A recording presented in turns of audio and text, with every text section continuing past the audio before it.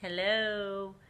So the other night, I'm writing down different dates on my little whiteboard. Dates of, we'll call them, I call them disaster dates, and you have your own. And they are the dates on which certain things happened, certain things you found out about, certain things you discovered some things. Disaster dates. And I'm writing them all down. Not to dwell, but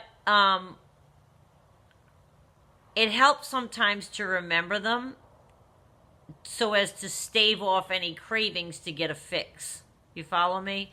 So, like, in other words, you can't forget them or allow them to get swallowed up by feelings of missing them or getting triggered to go back or what have you. So I was writing all these dates down so they're in front of my face.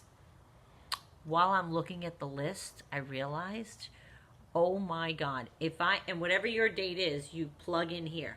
If I had held firm on June 15th, I would never, ever, ever have experienced June 27th. Wouldn't have experienced it. Or July 8th, or July 12th, or September 18th, or whatever your date is. You get what I'm saying. I would never have sung Gladys Knight in the Kitchen a few weeks ago. If I had held fast on the first time you knew, you have a gut feeling, you know it's right to throw them out, end the relationship, do whatever it is that you did. And maybe you're still in it, and you can kind of think about this in your own path right now.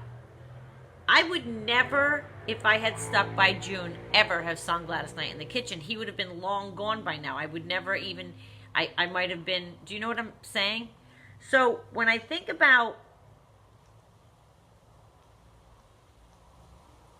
you have your own dates, you have your own details, and you think about what we could have missed, never seen, never been hurt by, never found out about, never been right about again.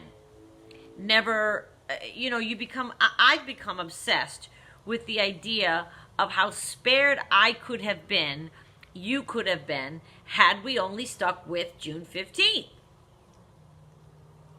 Think about the gazillions of times past your June 15th, whatever that date is and whatever it represents.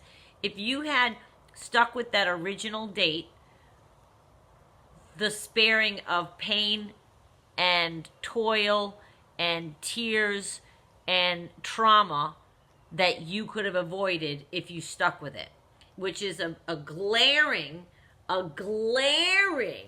motivation to me to stick by no contact or blocking, or whatever it is that you're properly doing to try to stop licking mommy, to try to make them exit from your life, if you are indeed in that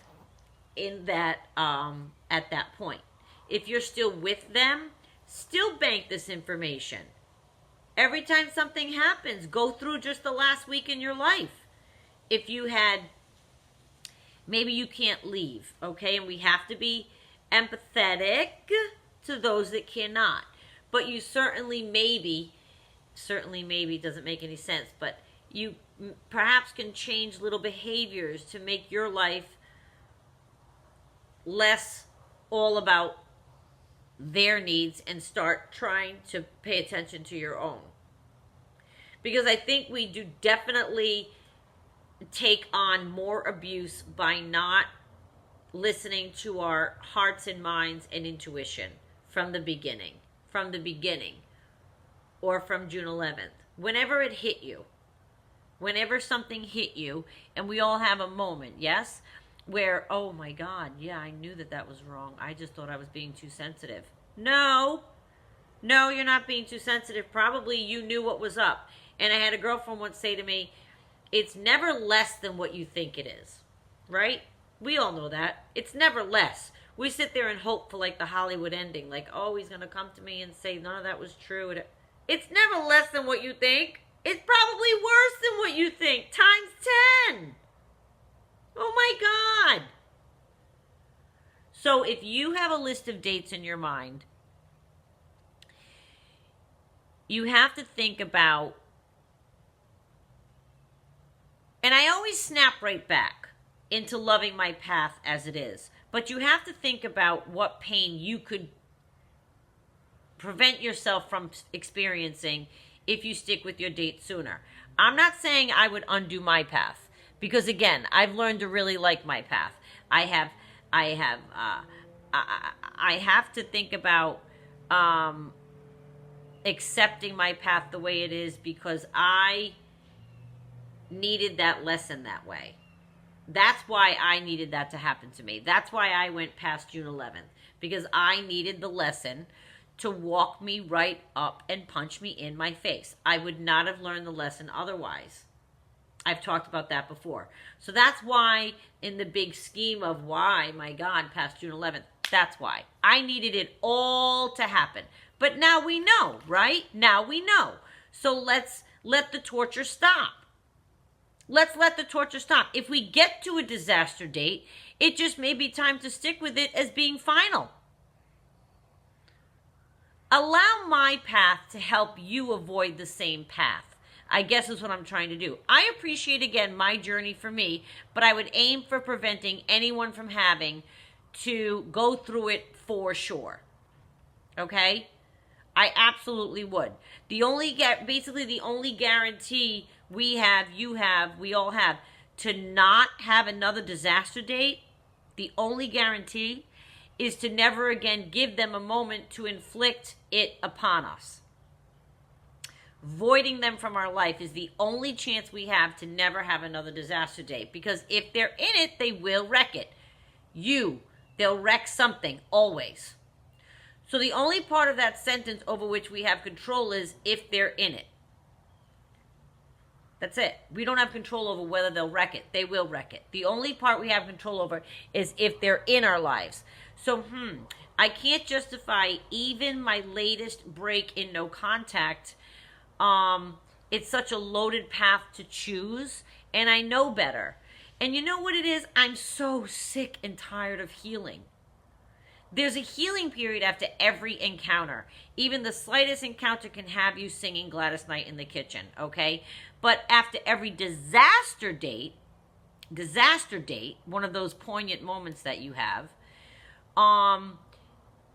when we're in it and we have a disaster date, we have to heal after, don't we? We have to heal. We're in bed, we're flattened, we don't eat, we don't sleep, or we sleep a ton, or we eat a ton. However it manifests itself on the victim, it gets ugly. And it's no joke either. It is no joke. And the thing is, it's sad. It's truly very sad. It kills me. That place of despair, it's raw, like no other wound, and you can't relay it to someone unless they've been through it. And we have a tribe amongst ourselves because there's an inherent understanding of what we experience with these people. But I am so sick and tired of healing. And after every single encounter, as tiny as the encounter is, if you're in no contact, for example, you know, for example, if you happen to take his phone call or listen to a message or whatever it was, boom, now you're left healing afterwards. You're left healing. It's automatically built into the equation because now you're thinking, the healing might be, is he going to call again? Can you imagine? We've gotten rid of them. We're doing no contact. We blocked them, but they leave a message and you find it in blocked messages and boom, you might be triggered to, let me just set that straight. He got that wrong. Or, let me challenge what he said. There's no possible way he's thinking of me when he's out doing this and this. And, no. No. See, that's the healing part. And I can't stand, I am so fed up to my eyeballs with healing because if I had stuck with June 11th, that's like 9 months ago, I would have been done healing. You see? So there's a 9-month past an original gut-wrenching date that you might have that I could have. Now you might be thinking, oh my God, girl, mine was 30 years ago. Okay, that's fine. But it doesn't have to be 30 more years. So from whatever date you go forward and decide, I am sick and tired of healing, and you're going to maintain a certain strength past a certain date, don't go back on it. Don't go back on it. Just trust yourself. Trust your instinct. You know what's what, and you know what you can handle. You know what you can handle. Good luck to all of us. But if you have a date, intuition, stick by your guns. Stick by it, because you are right. It will not change, and nothing will ever stop. And you will continue to just have to heal over every single encounter with that person. I promise.